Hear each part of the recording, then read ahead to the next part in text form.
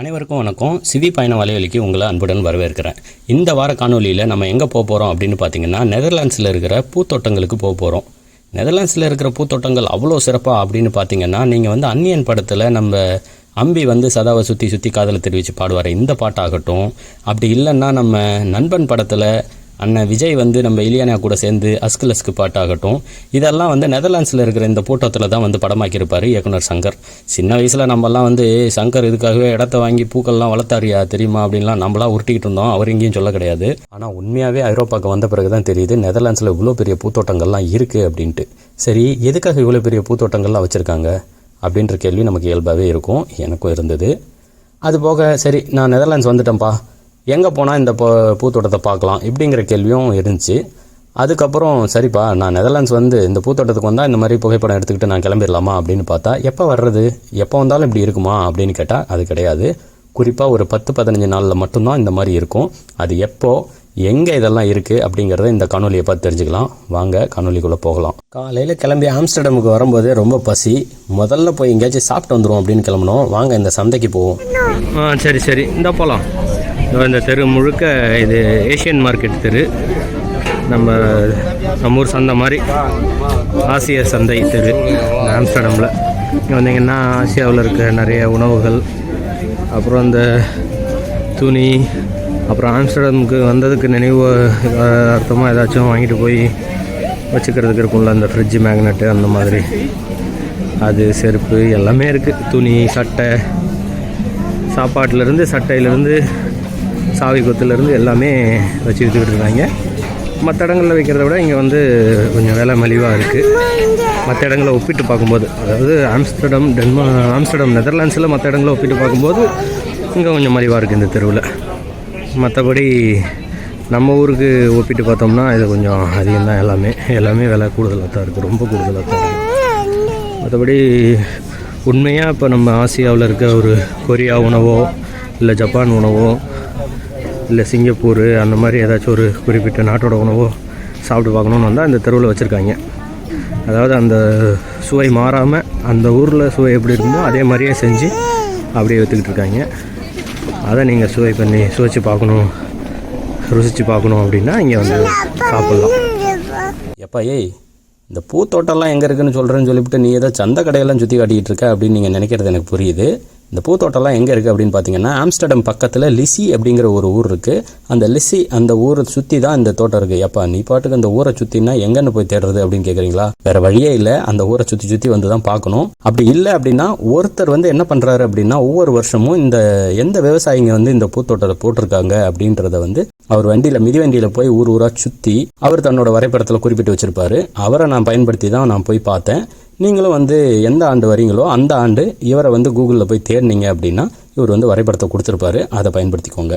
அப்படியே இந்த டியூலிப் வயல்களை எல்லாத்தையும் சுற்றி பார்த்துட்டு நேராக இந்த கியூகன் ஆஃப் தோட்டம் அப்படிங்கிற இடத்துக்கு வந்திருக்கோம். இது என்ன கியூகன் ஆஃப் தோட்டம் அப்படின்னு பார்த்தா, இங்கே நிறைய வகையான டியூலிப் மலர்கள் மட்டும் இல்லாமல் இன்னும் வெவ்வேறு வகையான வண்ண பூக்களை வச்சு அழகுபடுத்தி நமக்கு ஒரு தோட்டத்தை உருவாக்கியிருக்காங்க. நண்பன் படத்தில் இந்த அஸ்கு பாட்டில் கூட இந்த தோட்டம் வரும். அந்த இடத்துக்கு தான் வந்திருக்கோம். இங்கே நீங்கள் முன்பதிவு பண்ணிட்டு வந்தீங்கன்னா நேராக உள்ளே போயிடலாம். இல்லாட்டினா இங்கே வரிசையில் நிற்கணும். நெதர்லாண்ட்ஸில் இருக்க மொத்த வண்டியையும் கூட்டு இங்கே விட்டிங்களான்ற அளவுக்கு இருக்குது. எவ்வளோ மகிழ்ந்து எவ்வளோ பேருந்து இருக்குது பாருங்கள். நிறைய நெரிசலாக இருக்குது. முன்பதிவு பண்ணிட்டு வந்துருங்க. 20 யூரோ ஒவ்வொருத்தருக்கு ஆகுது. உள்ளே வந்தோடனே ஒரு நல்ல வித்தியாசம் தெரியுது. நம்ம வயல்கள்லாம் ஒரு மாதிரி அழகாக இருக்குது அப்படின்னா, இந்த பூங்கா இன்னொரு பக்கம் வேறு மாதிரி சிறப்பாக இருக்குது. உள்ள பூக்களை எல்லாமே இந்த புற்களை ஒரே மாதிரி சிறப்பாக அப்படியே வெட்டி பூக்கள்லாம் வகை வகையாக வச்சு ஒவ்வொரு இடங்களையும் அப்படியே ஒவ்வொரு உருவங்கள் அமைச்சு வித்தியாசமாக வச்சு நல்லா அழகாக வளர்த்து வச்சுருக்காங்க. உள்ளே போனால் தான் தெரியும் இன்னும் முழுசாக எப்படி இருக்குன்ட்டு. உள்ளே இறங்கினோடனே நான் சிறப்பாக இருக்குது, ரொம்ப அழகாக இருக்குது, நல்லா இருக்குது பார்க்க. என்ன நம்ம பாரியை தான் பிடிச்சி இழுத்து வைக்கணும், இல்லைன்னா அவன் பாட்டுக்கு எதையாச்சும் போய் பிச்சு போட்டு வந்துடுவான். ரொம்ப கஷ்டம். குழந்தைங்கள கூப்பிட்டு வந்தீங்கன்னா கொஞ்சம் கஷ்டம்தான்.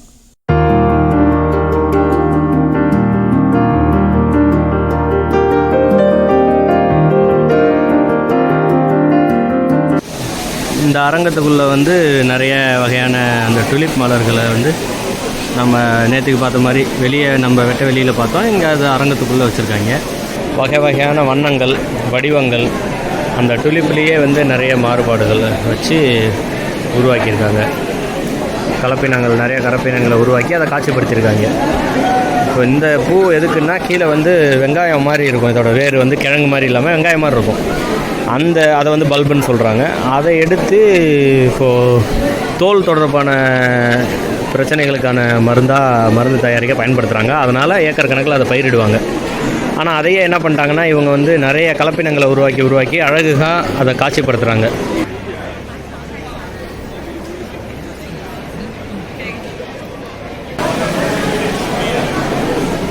பூக்களை பற்றி படிக்கிறவங்களுக்கு வேணால் இது ரொம்ப இன்னும் கூட ஆர்வம் அதிகமாக இருக்கலாம்னு நினைக்கிறேன். ஆனால் பூக்களை விட மனித தலைகள் தான் இன்றைக்கி அதிகமாக இருக்குது.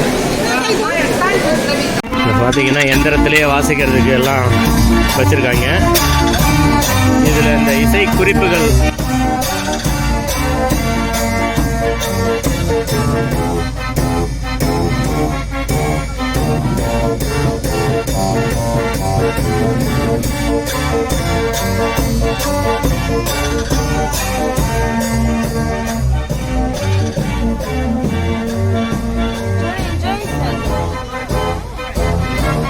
அந்த இசைக்குறிப்புகள் ஓட அந்த மேளம் எல்லாமே வாசிக்குது. அந்த ஹார்மோனிய புட்டியிலேருந்து எல்லாமே அந்த எந்திரமே வாசிக்குது. அதுக்கேற்ற இசைக்குறிப்புகள் வந்து பின்னாடி தானாகவே மடங்கி சுருண்டு ஒரு அட்டை பெட்டியில் இருந்து போய்கிட்டே இருக்குது. அது மாதிரி மின்சாரத்தில் இது இயங்கிட்டு இருக்கு. இங்கே இருந்த ஒரு வாய்க்காலில் என்ன பண்ணியிருக்காங்கன்னா அப்படியே வட்டமாக பலகையை நட்டு வச்சு அந்த தண்ணியோட மட்டத்துக்கு பார்க்குறதுக்கு தண்ணி மேலே நடந்து வர மாதிரியே இருக்கும். புகைப்படம்லாம் நிறைய பேர் எடுத்துகிட்டு இருந்தாங்க. சின்னவங்க பெரியவங்கன்னு வயசு வித்தியாசம் இல்லாமல் எல்லோரும் இறங்கி விளையாடிட்டு இருந்தாங்க. ஆனால் இதுக்கு நீண்ட நெடிய வரிசை நின்றுட்டு இருந்துச்சு. போங்கடா அப்படின்னு சொல்லிட்டு நாங்கள் அங்கேருந்து அப்படியே கிளம்பிட்டோம். அப்புறம் இந்த பூக்கள்லாம் எப்போ பூக்கும்னு உங்களுக்கு சொல்கிறேன்னு சொல்லியிருந்தேன். ஒரு மார்ச் கடைசியிலேருந்து மே தொடங்குற வரைக்கும் இந்த பூக்கள்லாம் வந்தீங்கன்னா பூத்துருக்கும். அது வந்து ஒவ்வொரு இதுலேயும் எப்போ விதைச்சாங்கன்றதை பொறுத்து பூக்கிற நேரங்கள் மாறும். இங்கே பார்த்திங்கன்னா ஏப்ரல் 10 ஆகுது. சில செடியில் இல்லை பெரும்பான்மையான செடியெல்லாம் வந்து இங்கே இன்னும் பூவே வரல, அப்படியே செடி மட்டும்தான் நிற்கிது. ஒருவேளை இதெல்லாம் முழுசாக பூத்துருந்தால் இன்னும் நல்லா இருந்திருக்கலாம். இப்போ தான் மொட்டாக இருக்குது அப்படின்னா அது பூத்த பிறகு அந்த 2 வாரம் மட்டும்தானே அவங்க இதை காட்சிப்படுத்தியிருக்கணும். இப்போவே அதை காட்சிப்படுத்தி உள்ளே ஒன்றும் புகைப்படத்தில் மட்டும் எல்லாம் பூத்துக்குளுங்கிற மாதிரி காமிச்சு உள்ளே கூப்பிட்டு அதுக்கப்புறம் உள்ளே எல்லாம் முட்டாக இருக்குது இன்னும் பூக்கலைன்னா அது எப்படி, அது சரியாக வராதில்ல. அப்போது அது ஏமாத்துற கணக்காக தானே ஆகும். எல்லாம் வச்சுருக்காங்க அப்படின்னா அந்த 1 வாரம் அந்த 2 வாரம், ஏன்னா இந்த இது பூத்துருச்சுன்னா அது ஒரு வாரம் அதிகபட்சம் இல்லை 2 வாரத்தில் முடிஞ்சிடும். ஆனால் இவங்க இது பண்ணுறது பார்த்தீங்கன்னா மார்ச் 23ஆம் தேதியிலேருந்து மே 15ஆம் தேதி வரைக்கும் இதை விளம்பரப்படுத்தி எல்லாரையும் திறந்துருக்கோம் இந்த காலகட்டங்களில் அப்படின்னு கூப்பிட்றாங்க. அது எப்படின்னு தெரில. அப்போ சுழற்சி முறையில் இவங்க கொண்டு வந்து பூவை நட்டு வைக்கிற மாதிரி ஏற்பாடு பண்ணியிருக்கணும். ஆனால் இதெல்லாம் பார்த்தா நிரந்தரமாக இங்கேயே பதிய வச்சு தான் வளர்த்து தான் பூக்க வச்சுருக்காங்க. ஆனால் இன்னும் பூக்கலை. பார்த்திங்கன்னா ஏகப்பட்ட மகிழ்ந்து வந்திருக்கு. கிட்டத்தட்ட ஒரு 500 இல்லை 500லேருந்து 800 விட அதிகமாக கூட இருக்கும். வெளியே போய் விசாரித்து பார்த்தா தெரியும் அவங்கக்கிட்ட எத்தனை மகிழ்ந்து இருக்குதுன்னு. அங்கே அந்த காப்பாளர்கிட்ட வாயில் காப்பாளர்கிட்ட கேட்டு பார்த்தா தெரியும். அந்தளவுக்கு அத்தனை பேர் வந்திருக்காங்கன்னா அதுக்கு தகுந்த மாதிரி அவங்க வச்சுருந்துருக்கணும். ஆனால் இல்லைன்னு தான் சொல்லுவேன். இல்லை பூத்தா நல்லா இருக்கும்னா அப்போ பூக்கிறதுக்கு முன்னாடி அனுமதிச்சிருக்கக்கூடாது. இல்லை காசை கம்மியாக கேட்டு வாங்கி அனுமதிச்சிருக்கணும். 20 யூரோ கொடுத்து வர வச்சிருக்கக்கூடாது எல்லாரையும். இங்கே வந்ததில் ஒரு நல்ல விஷயமாக பார்க்குறதுன்னு பார்த்திங்கன்னா இந்த ஆர்க்கிட்லேயே வந்து பல வகைகளை வச்சுருக்காங்க. தமிழில் சொல்லணும்னா இது வந்து ஒரு வகையான மந்தாரை பூன்னு சொல்லலாம். மந்தாரையும் நம்ம ஊரில் இருக்க மந்தாரையும் ஒரு வகையான ஆங்கிலத்தில் ஆர்க்கிட்னு சொல்லக்கூடிய ஒரு தாவரம் தான். இங்கே வந்து பல வகையில் வச்சுருக்காங்க. கிட்டத்தட்ட கணக்கே இல்லை, எனக்கு தெரிஞ்சு ஒரு 1000 கிட்ட இருக்கும்னு நினைக்கிறேன். இங்கே பாருங்கள், இதுவும் ஒரு வகையான மந்தாரை பூ தான். எவ்வளோ வகைகளில். இதில் ஒரு விசேஷம் என்ன இந்த மந்தாரை பூவில் இந்த ஆர்க்கிடில் அப்படின்னா, உலகம் முழுக்க இருக்க எல்லா நாடுகள்லேயும் இது வந்து வளரக்கூடிய ஒரு தாவரம், ஒரு பூக்கும் தாவரம். அதில் வந்து இத்தனை வகையை வந்து இந்த ஒரே இடத்துல வச்சுருக்கிறதுன்றது வந்து ரொம்ப ஒரு அரிதான விஷயம்னு சொல்லலாம். இதில் நிறைய பூக்கள் வந்து இங்கே மட்டும்தான் இருக்கே, வேறு எங்கேயும் இல்லை அப்படிங்கிற அளவுக்கு வந்து சில வகைகளையும் இங்கே வச்சுருக்காங்க. அதெல்லாம் சிறப்பாக தொகுத்து வடிவமைச்சு ஒவ்வொரு இடங்களில் வச்சு தொட்டிகள் கட்டி அமைச்சு வச்சுருக்கிறது வந்து உண்மையாகவே வந்து ரொம்ப பாராட்ட வேண்டிய ஒரு விஷயந்தான். என்னதான் வெளியே இருந்ததெல்லாம் சரியாக பூக்காமல் இதெல்லாம் நமக்கு கொஞ்சம் அயற்சியை கொடுத்தாலும், ஏடா வெறுமனே செடி தான் இருக்குது பூவே காணும்னு கொடுத்தாலும், உள்ளே வந்த பிறகு பார்த்திங்கன்னா இதுக்குள்ளே வந்து இன்னும் நல்லாவே சிறப்பாக பண்ணியிருந்தாங்க. ஆனால் 20 யூரோ 1800 ரூபாய்க்கு இது தகுமா இல்லையாங்கிறத வந்து ஒவ்வொருத்தருடைய ஈடுபாடை பொறுத்தது. இங்கே பாருங்கள், இதெல்லாம் எனக்கு வந்து ரொம்ப பார்க்குறதுக்கு அழகாக இருந்தது. இது ரொம்ப வித்தியாசமான ஒரு வகையான மந்தாரை பூ. அதனால் எனக்கு வந்து இது வந்து வெளியே கொஞ்சம் அயற்சியாக இருந்தாலும் உள்ளே இதை வந்து பார்த்த பிறகு கொஞ்சம் சமாதானமாக ஆயிட்டேன். சரி பரவாயில்லப்பா, இதை இவ்வளோ காசு கொடுத்ததுக்கு இவ்வளோ வகையான ஒரு பூவை வந்து நம்ம பார்த்துருக்கோம் அப்படிங்கிறதுக்கு. ஆனால் உலகத்தில் வேறு எங்கேயும் இந்த அளவுக்கு இவ்வளோ வகையான மந்தாரை பூவையே வச்சுருக்காங்களான்னு எனக்கு தெரியல.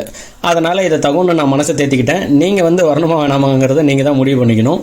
வர்றதுக்கு முன்னாடி ஆனால் ஏற்கனவே சொன்ன மாதிரி முன்பதிவு பண்ணிட்டு வந்தீங்கன்னா வந்து வெளியே வந்து பெரிய கூட்டத்தை வந்து நீங்கள் தவிர்த்திடலாம். ஏன்னா உள்ளே வந்து ஒரு நாள் முழுக்க செலவு பண்ணுறதுக்கு உங்களுக்கு தேவையான பல விஷயங்கள் இருந்துச்சு. நிறைய இடங்களில் நீங்கள் வந்து அதுவும் பெண்கள்லாம் கூப்பிட்டு வந்துட்டிங்கன்னா புகைப்படம் இங்கே வச்சு புகைப்படம் எடுங்க, அங்கே வச்சு எடுங்கன்னு சொல்லவே வேணாம். நம்மளை காலையிலேருந்து வச்சு செஞ்சுட்டாங்க. அந்த புகைப்பட தொகுப்பில் எல்லாத்தையும் நான் வந்து உங்களுக்கு பின்னாடி ஒரு கோர்வையாக காட்டுறேன் பாருங்கள். அப்படியே அங்கேருந்து இங்கே வெளியே வந்தோம்னா நமக்கு வந்து இந்த குழந்தைங்களுக்கான புதிர்பாதை விளையாட்டு இடம் இருந்துச்சு. அதான் ஆங்கிலத்தில் மேசன்னு சொல்லலாம். அதில் பாரி வந்து ரொம்பவே மகிழ்ச்சியாக விளையாடிட்டு இருந்தோம். அதனால் நீங்கள் சின்ன பசங்களை கூப்பிட்டு வரீங்கன்னா அவங்களுக்கு இது வந்து ரொம்பவே பிடிக்கும்னு நான் நினைக்கிறேன். எதை பக்கம்டா வெளியே போகணும்? கண்டுபிடி எப்படி போகணுன்னு. இங்கே இல்லை, இந்த பக்கம் இங்கே போகணும், இதுக்குள்ளே போகணும். அது வந்த வழி மண்ணா, இங்கே வழி இல்லை.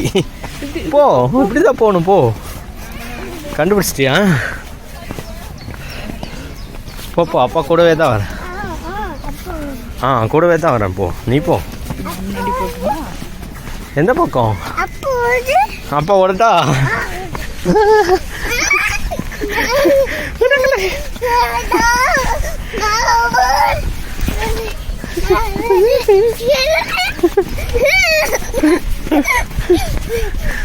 ஐயோ, இங்கே இருக்க. காலையிலேருந்து சாயங்காலம் வரைக்கும் அங்கே நல்லா ஆட்டம் போட்டுட்டு நம்ம தங்குற விடுதிக்கு வந்தாச்சு. வெளியேருந்து பார்க்குறதுக்கு நல்லா பயங்கரமாக இருக்குது. உள்ளே இப்போ இருக்குன்னு தெரில, வாங்க உள்ளே போய் பார்ப்போம். வெளியே பிரம்மாண்டமாக இருந்த மாதிரியே உள்ளவும் நல்லா பிரம்மாண்டமாக இருக்கார. ஒரு இரவுக்கு 12,000 ரூபாய் ஆச்சு 4 பேர். ஆனால் இது பரவாயில்ல, நல்லா இருக்குது எல்லாமே. வெளியவும் நல்லா அது மாதிரி வண்டி நிறுத்துறதுக்கும் இடம் இருந்துச்சு. சுத்தமாக இருக்குது, நல்லா பெருசாக இருக்குது, நல்லா வசதியாக இருக்குது. அனைவருக்கும் நன்றி, வணக்கம்.